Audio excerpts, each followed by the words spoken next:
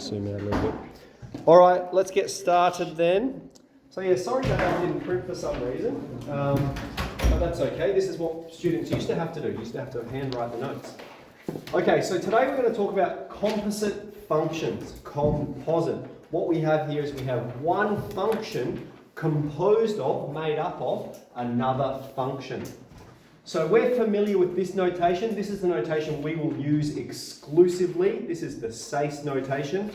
Some, you will see it pop up in the textbook. I think it's because they're trying to appeal to the Western Australian curriculum. We don't use it, but they will use this, okay? So you will see it in the textbook. It means the same thing. Don't be alarmed if you see that. It just means a function of x. We have a function of x, right?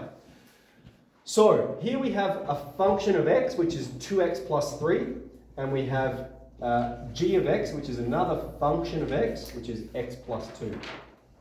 Now we are asked straight away to find f of g of x. Well, remember, if we are asked, and what we looked at in 3a or 3b function notation, if we're asked to find f of 1, what we're doing is we're putting the number 1 into f of x where the x is. We're going to put the number 1 there, right? If we were asked to find f of 3, we're taking the number 3 and we're putting that in there.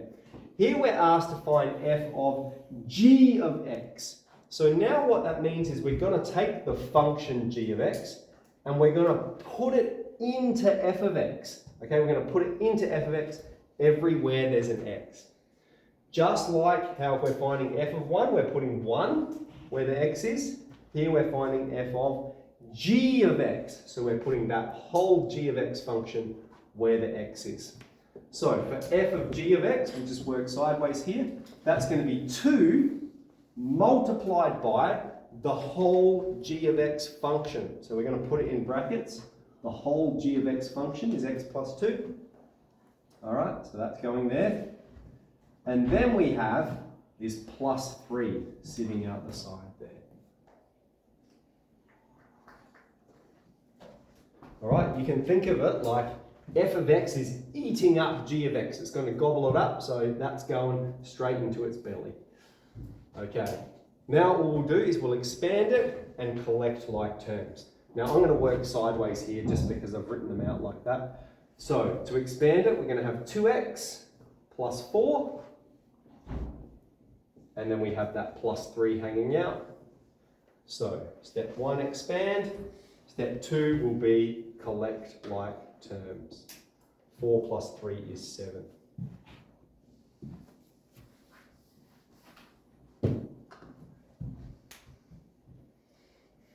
Okay. Here, this means the same thing as sort of here, but the notation's a little bit different. And this is what the textbook uses. It's a bit annoying, really. But g of f of x, what it means is the g function is now going to gobble up the f of x function. So now, rather than putting the g of x function into f of x, g of x is going to eat up f of x. I might just write the notation we will use. It's g of f of x. We're putting f of x into g of x. So here's f of x, and we're going to put that one into g of x. All right. So what that's going to become, we're going to take the 2x plus 3 and we're putting it everywhere there's an x. There's an x there. So we'll have 2x plus 3. And then we have this plus 2 hanging out the side. Nothing to expand, but we can jump straight to the collection of like terms. 2x plus 3 plus 2 will be 2x plus 5.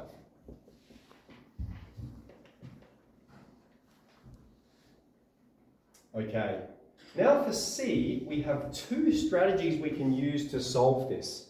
We have f of 1. All right, so the 2 strategies are, we could find f of 1 and then put into f of x. Or we could find f of x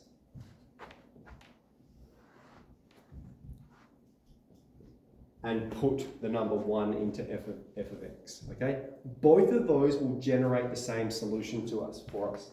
We're going to use this procedure because we haven't come across substituting a function into itself. I'm going to write it up twice, right, here to show you what's going on. We have f of x is 2x plus 3 and f of x is 2x plus 3.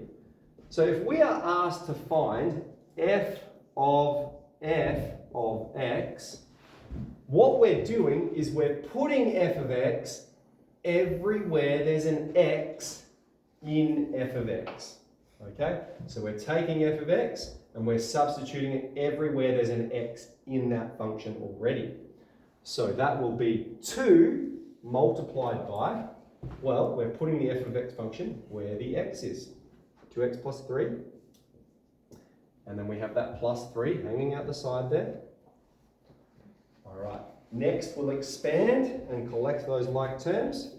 We'll have 4x plus 6 plus 3. We'll have 4x plus 9.